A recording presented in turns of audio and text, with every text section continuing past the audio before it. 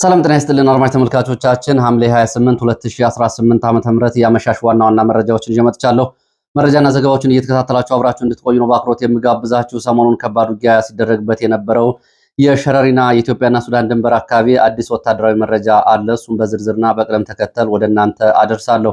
በተመሳሳይ ከፍተኛ ውጥረት ባለበት በሰሜን ምስራቅ ኢትዮጵያ አካባቢ ያለው አሁናዊ ሁኔታ ምን ይመስላል የሚለውን በተለይ በአፋር፣ በሰሜን ወሎ፣ በራያ ቀጠናዎችና በዋግኽምራ እንዲሁም ደግሞ ህወሓት ደቡባዊ ትግራይ እያለ በሚጠራው ትይዩ አካባቢዎች ያለውን አሁን ሁኔታ በተመለከተ ዝርዝር መረጃዎችን እንደዚሁ አደርሳችኋለሁ።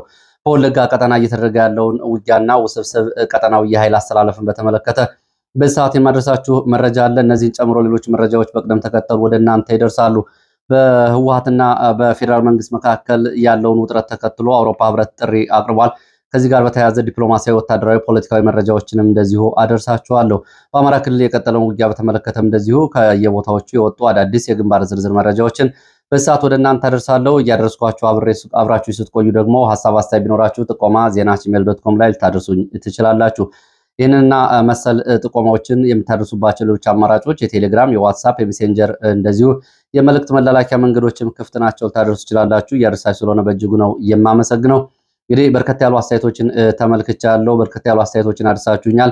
የፋኖ መሪዎችን በጀመርከው መንገድ አቅርብልን የሚሉ አስተያየቶች በርካታ ናቸው። ተመልክቻለሁ፣ አቀርባለሁ። እንግዲህ ከፋኖ ብቻ ሳይሆን ከየትኛውም ቢሆን መቅረብ የሚፈልግ ጉዳይ ካለ፣ በጉዳዩ ላይ መነጋገር የሚፈልግ አካል ካለ ሚዲያው ክፍት ነው።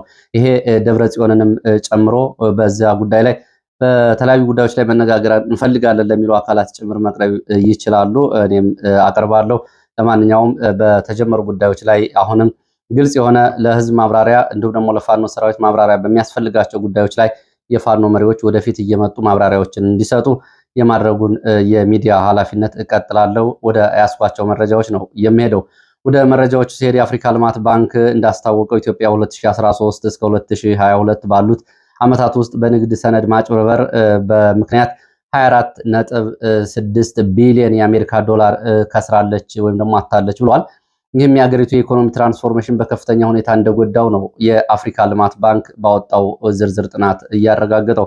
እንግዲህ በሀገሪቱ ውስጥ በዚህ ምክንያት 24.6 ቢሊዮን ዶላር ማለት እንግዲህ አሁን ካለው በጀት ወይም ከ2 ትሪሊዮን ብር በላይ የሚሆን ገንዘብ እንደጠፋ እንደተጭበረበረ ነው የገለጸው።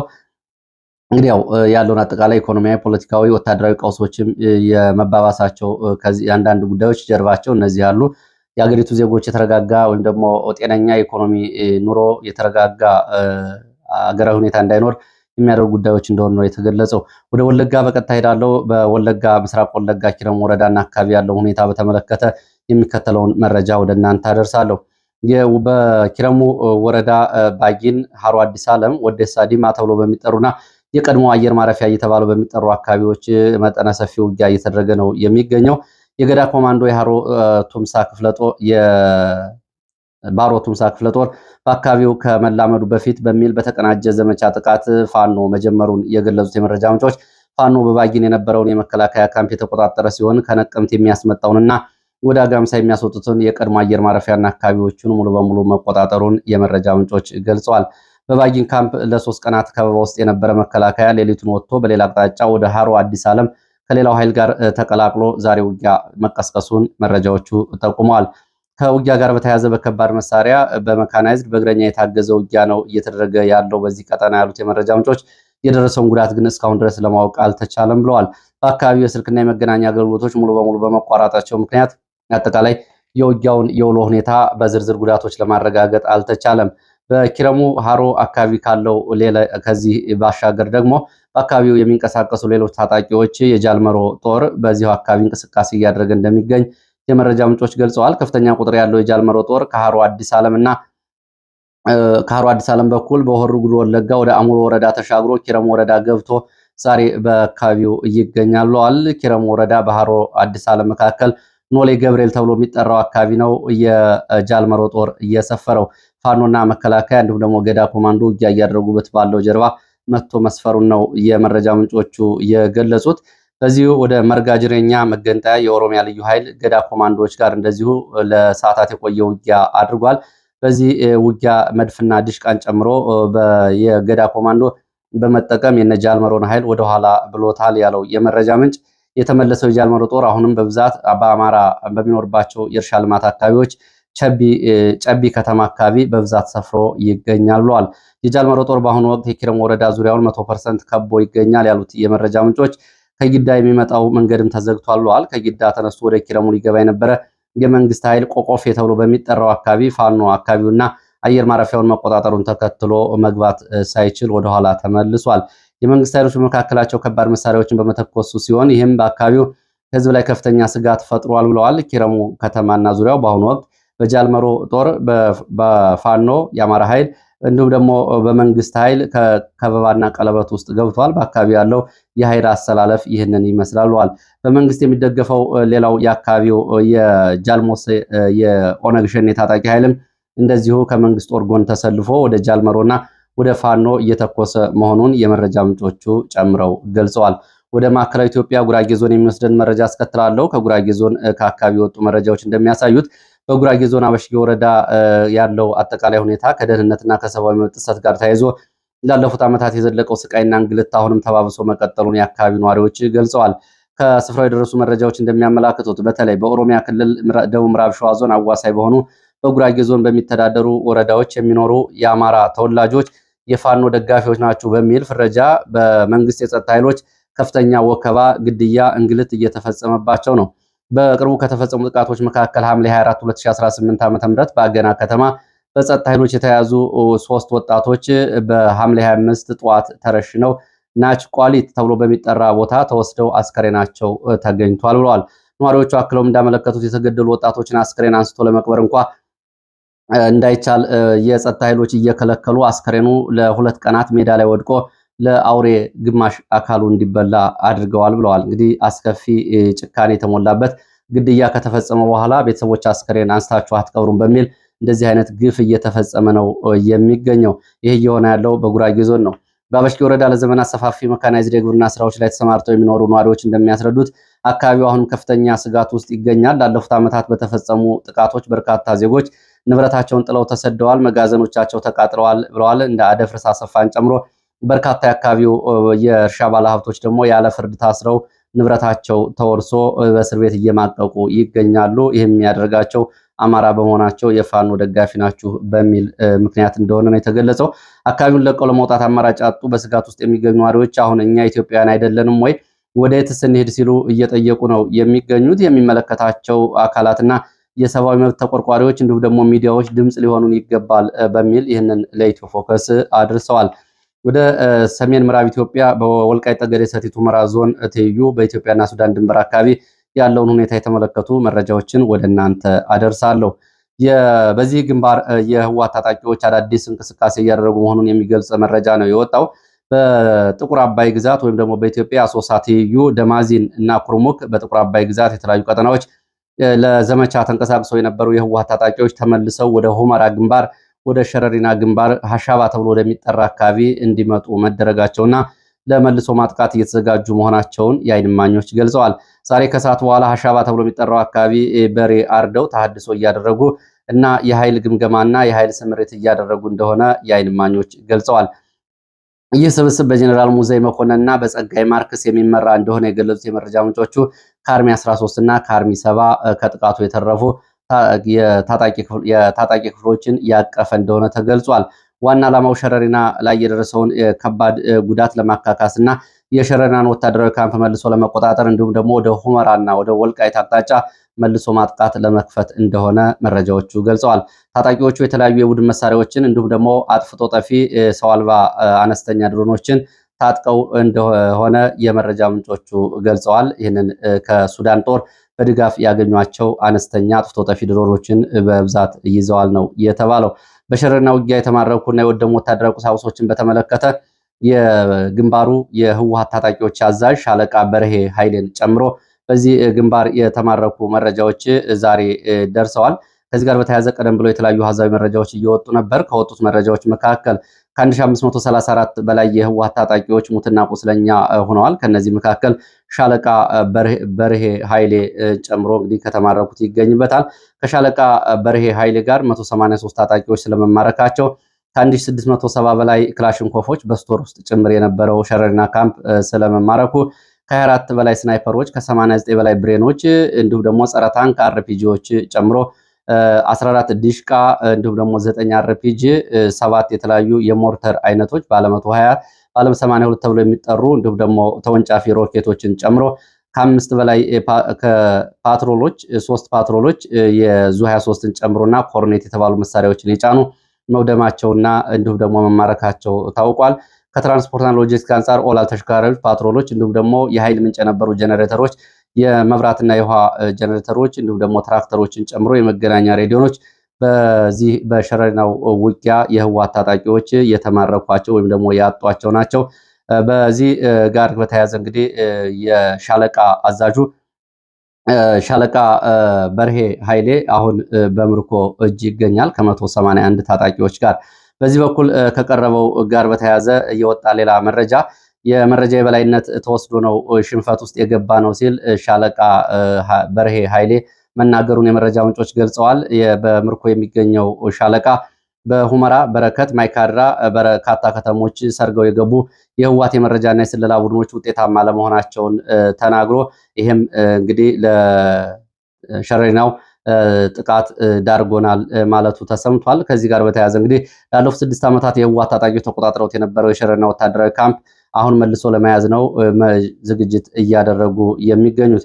የህወሓት የሴንትራል ኮማንድም ከዚህ ጋር በተያያዘ የትግራይ ሴንትራል ኮማንድ የሚባለው በመረጃና ስፓይ ስራዎች ብልጫ ምክንያት ይሄ የሸረሪና ሽንፈት እንደደረሰባቸው ገምግመው አሁን የመልሶ ማጥቃትና ሸረሪናና ወደ ሁመራ ጫና የመፍጠር ስራዎች እንዲሰሩ ወደ ሱዳን የተለያዩ ከአልቡርሃን ጋር በመሆን የተሰማሩ ታጣቂዎች ወደዚህ ግንባር እንዲመጡ ትዕዛዝ ተሰጥቷል። 2 የሱዳን መድፎች እንደዚሁ ተመሪ መድፎችም እንደዚሁ በአካባቢው ላይ ተጠምደው ይገኛሉ ተብሏል። ከዚህ ጋር በተያያዘ እንግዲህ ህወሓቶችም በሌሎቹ በድምፀ ወያኔ ዲጂታል ወያኔ ሚዲያዎች ካሰራጩት ከዚህ ውጊያ ጋር በተያያዘ በመልሶ ማጥቃት ከ370 በላይ የመከላከያና የተከዜ ዘብ እንዲሁ ደግሞ የአርኤስኤፍ ሚሊሻዎችን ስለመማረካቸው ከ1297 በላይ መከላከያ፣ የምዕራብ ጎንደር ሚሊሻ፣ የተከዜ ዘብን ጨምሮ እንዲሁም የፖሊስ አባላት እንዲሁ ስለማግደላቸው በሁመራና ዳንሻ ጎንደር ሆስፒታሎች በርካታ ቁስለኞች መግባታቸውን 900 ክላሽንኮቭ 93 ወታደራዊ ሬዲዮ ብሬን ዲሽቃ እንዲሁም ደግሞ ሞርተሮችን ስለመማረካቸውና 3 ኦራልና 2 ትራክተር 1 አምቡላንስ እንደዚሁ አውድመናል የሚልና ማርከናል የሚል መረጃ ማሰራጨታቸው ይታወቃል። እንግዲህ በዚህ በኩል የወጡ የዓይን እማኞች መረጃዎች ግን ከዚህ ይለያሉ። ወደ ሌላው መረጃችን ስንሄድ በኢትዮጵያ መንግስትና በህወሓት መካከል እየተባባሰ ያለውን ውጥረት የአውሮፓ ህብረት እንዳሳሰበው የአውሮፓ ሰላም ፋውንዴሽን ስጋቱን ገልጿል። የአውሮፓ ሰላም ፋውንዴሽን በኢትዮጵያ እና በህወሓት መካከል እየተባባሰ የመጣው ፖለቲካዊ የደህንነት ውጥረት ላይ ከፍተኛ ስጋት እንዳለው ገልጿል። ዛሬ ተቋሙ ባወጣው ይፋዊ መግለጫ እንዳስታወቀው ከአካባቢውና ከዓለም አቀፍ መገናኛ ብዙሃን የሚወጡ ዘገባዎች በአዲስ አበባና በመቀሌ መካከል ያለው ግንኙነት በቅርብ ሳምንታት ውስጥ እየተሸረሸረ መምጣቱንና ወደ ለየለት ጦርነት እየገባ መሆኑን ያመላክታሉ ብሏል። ይህንም ወታደራዊ ቅስቀሳዎችና በኢትዮጵያና ሱዳን አዋሳኝ አካባቢዎች ጭምር አዲስ የትጥቅ ግጭት ሊቀሰቀስ ችሏል የሚልና ቀጣይም ጦርነት ይነሳል የሚል ስጋት ደቅኖብኛል ብሏል። ከዚህ ጋር በተያያዘ ጥቅምት 23 2015 ዓ.ም የተፈረመው የፕሪቶሪያ ሰላም ስምምነት ግጭትን ለማስቆምና ዘላቂ ሰላምን ለማስፈን ትልቅ እድል ፈጥሮ የነበረ ቢሆንም አሁን ላይ ስምምነቱ አፈጻጸም ላይ በተፈጠረ አለመግባባት በህወሓትና በትግራይ ክልል መካከል በህወሓት እና በትግራይ ክልል ጊዜያዊ አስተዳደር መካከል የነበረው ውጥረት እንዲሁም ደግሞ ህወሓት እንደገና ክልሉን ከተቆጣጠረ በኋላ በአዲስ አበባና በመቀሌ መካከል ያለው አለመተማመን ምክንያት የተመዘገቡ በጎ እርምጃዎች ሙሉ በሙሉ አደጋ ላይ ወድቀዋል ብሏል። ለፖለቲካዊ አለመግባባቶች ወታደራዊ መፍትሄ ሊሆን እንደማይችል የጠቆመው ፋውንዴሽኑ ወደ ትጥቅ ግጭትን መመለስ የተገኘውን ሰላም የሚያጠፋ የህዝቡንም ሰብአዊ መከራ የሚያበዛ የአፍሪካ ቀንድ ቀጠናንም አለመረጋጋት ውስጥ የሚከት አደጋና ጦርነት ነው ብሏል። የኢትዮጵያ መንግስትና ህወሓት ከፍተኛ ትዕግስት እንዲያደርጉ ውጥረቱ ከሚያባብሱ ማናቸውም ድርጊቶች እንዲቆጠቡና የፕሪቶሪያውን የሰላም ስምምነት ሙሉ በሙሉ በመተግበር ዳግም ቁርጠኝነታቸውን እንዲያሳዩ የአውሮፓ የሰላም ፋውንዴሽን ጥሪውን አቅርቧል። በመጨረሻም ሁለቱም ወገኖች ልዩነታቸውን በሰላማዊ አካታችና አዎንታዊ ውይይት እንዲፈቱ የኢትዮጵያ ህዝብ ደህንነትና ጥቅም በማንኛውም ፖለቲካዊ፣ ወታደራዊ ስሌት በላይ እንዲያስቀድሙ ፋውንዴሽኑ ጥሪውን አስተላልፏል። በራያ ቀጠና ያለውን አሁን ሁኔታ በተመለከተ ደግሞ በራያና በደቡባዊ ትግራይ አዋሳኝ አካባቢዎች እንዲሁም በሰሜን ወሎ በአፋር አካባቢ ያለው ሁኔታ በራያ ቆቦ ባለማጣ እንዲሁም ደግሞ በዚሁ አዋሳኝ አካባቢዎች ከፍተኛ ወታደራዊ ኃይል ክምችት ዛሬም እየተደረገ ነው። ከባድ መሳሪያዎች ስምሪትና የቅርብ የጦር መሳሪያ ፍጥጫዎቹ እንደዚሁ በየአካባቢው ካሉት ወታደራዊ መረጃዎችና የአይን እማኞች የሚታዩት ይሄ ነው። ከፍተኛ ወታደር እየተከማቸ ነው።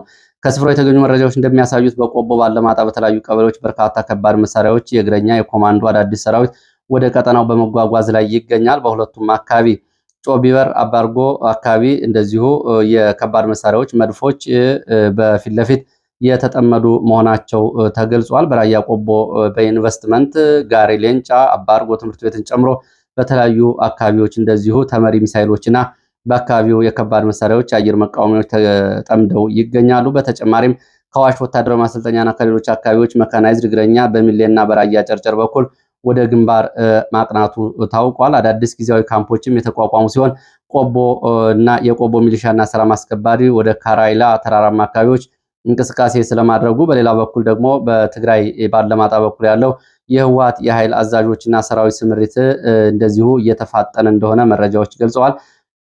የ305ኛ ኮር የአርሚ 26 አዛዥ ኮሎኔል ሀጎስ ገብረ ከአመራሮቹ ስታፍ አባላት ጋር ከፊርናዋ ወይም ደግሞ ከአበርገሌ ወደ ኮረም ኃይሉን ይዞ መውጣቱን ዛሬ ወጡ መረጃዎች ገልጸዋል።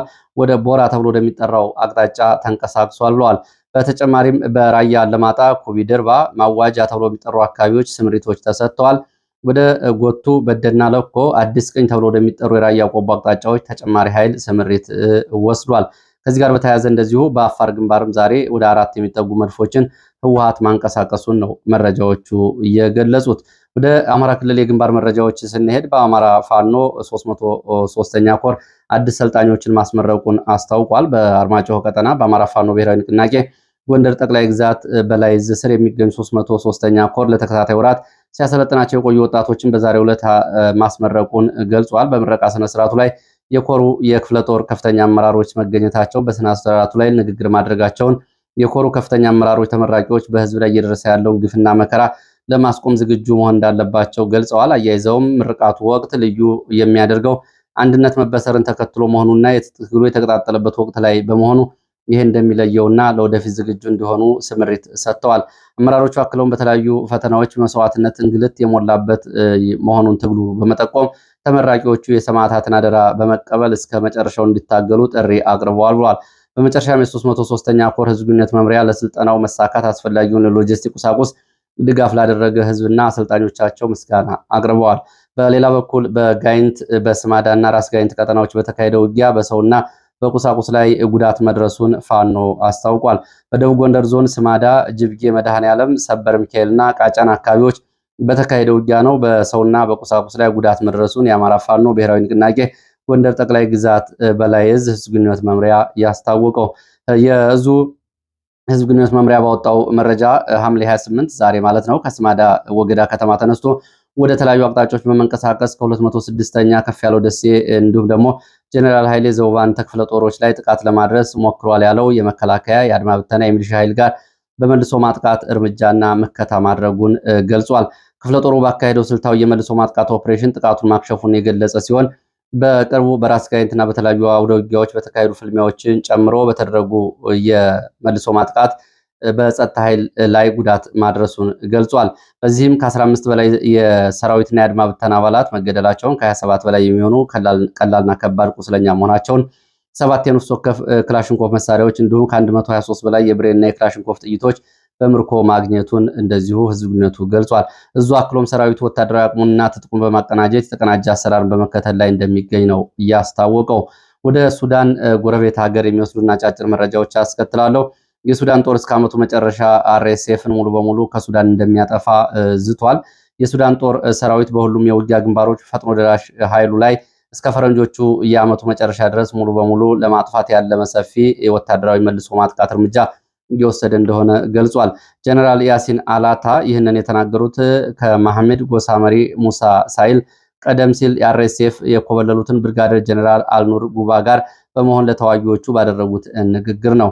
ተዋጊዎቹ ስብሰባ በተካሄደበት ቦታ የት እንደሆነ በትክክል ባይታወቅም ማህበራዊ ሚዲያዎች ምስሎችና የጦር እንቅስቃሴዎችን አሳይተዋል። ሙሳ ሂላል በሰሜን ኮርዶፋን ከሚገኘው መስታሃሪያ ከተባለው ምሽጉ በየካቲት ወር በአርኤስኤፍ ጥቃት ከተሰነዘረበት በኋላ በርካታ ደጋፊዎችን በመሰብሰብ የኦምዱርማን ዳርቻ በሚገኝ ካምፕ ውስጥ ወታደራዊ ስልጠና ሲሰጥ መቆየቱም ይታወቃል። ጀኔራል አላታ አጋር ኃይሎች የሚፈልጉትን የውጊያ ግንባር መምረጥ እንደሚችሉና ጦርነቱ ካርቱም ግዛትን ለመቆጣጠር ከተጠቀመበት ጋር ተመሳሳይ የሆነ በተመሳሳይ ጊዜ ለሁሉም መስመር የማጥቃት ስልትን እየተከተለ መሆኑን አስረድተዋል። ሁሉም የአልቡርሃን ደጋፊ ኃይሎች ይህንን እንዲያደርጉ ትዕዛዝ ሰጥተዋል። ይህንን ተከትሎ የወጣው የሰራዊቱና የአጋሮቹ ባካሄዱ ድንገተኛ ማጥቃት እርምጃ በሰሜን ኮርዶፋን የሚገኙትን ባራ፣ ጅብራት፣ አልሼክ፣ ሲያላና ኦምዱርማንና አልወይድ የሚያገናኙ ዋና ዋና መንገዶችን መቆጣጠራቸው ይታወቃል። የሱዳን ጦር ሰራዊቱ ወደ ሰሜን ኮርዶፋን፣ ምዕራብ ኮርዶፋን ለማደግ ስልታዊ ብልጫ እያገኘ መሆኑን የገለጹት የመረጃ ምንጮቹ በተለይ ኦምዱርማንና አልወይድ ከተሞችን ከአርኤስኤፍ ማጥቃት መልሰው እንዲጠብቁ ለሰራዊቱ ትዕዛዝ ሰጥቷል። ሱዳን አካባቢው ሀገራት የተመዘገቡ ወታደራዊና የደህንነት የኢኮኖሚ ክስተቶችን በተመለከተ ደግሞ ዩናይትድ አረብ ኤሚሬትስ ባለፈው ሐምሌ ወር ብቻ ወደ ኢትዮጵያና ወደ ቻድ ከ47 በላይ የአውሮፕላን ጭነቶችን የጦር መሳሪያዎችን ወደ ኢትዮጵያና ወደ ቻድ ማራገፏ ታውቋል። እነዚህ እንግዲህ በተለይ በአርኤስኤፍ እጅ የገቡ የነበሩት በርካታ የጦር መሳሪያዎች አሁን በአልቡርሃን ኃይል እየተማረኩ ነው። በትላንትናው ዕለት እንኳ 1300 ቶን የሚመዝን የጦር መሳሪያ ነው የአልቡርሃን ጦር እየማረከው። አረብ ኤሚሬትስ ትገዛለች፣ አሁን አልቡርሃን ይማርካል። ከዚህ ውስጥ 8 የቦይንግ እንዲሁም ደግሞ ሌሎች በረራዎች 15 በረራዎች ወደ ኢትዮጵያ መሆናቸው የተረጋገጠ ሲሆን የቀሩት 21 ግን በግልጽ አልታወቁም ተብሏል። ግን መዳረሻቸው ቻድ ወይም ደግሞ ኢትዮጵያ እንደሆነ የበረራ መረጃዎቹ ግምታቸውን አስቀምጠዋል። አርኤስኤፍ ደግሞ በዳርፉር የሚንቀሳቀሱ የባልናሄድ ከተማ የሚገኙ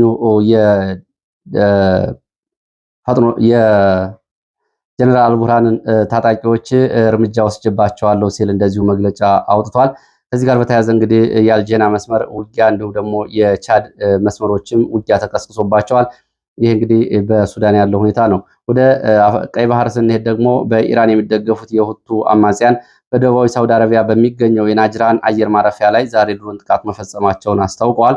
የሁቱ አማጽያን ቃል አቀባይ ያህያ ሳሬ ዛሬ እንዳስታወቁት ጥቃቱ በሳውዲ አረቢያ በየመን አየር ክልል ውስጥ ላደረገችው ተደጋጋሚ ጥሰት የተሰጠ አጸፋዊ ምላሽ መሆኑን በመግለጽ በጥቃቱ አየር ማረፊያው እና ራዳር መመታቱን፣ በዚህ ምክንያት የሳውዲ አረቢያ በረራዎች መቋረጣቸውን በዚህ አየር ማረፊያ አስታውቋል። ለሰዓት የነበሩ መረጃዎች እነዚህ ናቸው። ስለተከታተላችሁ በእጅጉ አመሰግናለሁ። በሌላ ተመሳሳይ መርሃ ግብር እንገናኛለን። ከሚሴ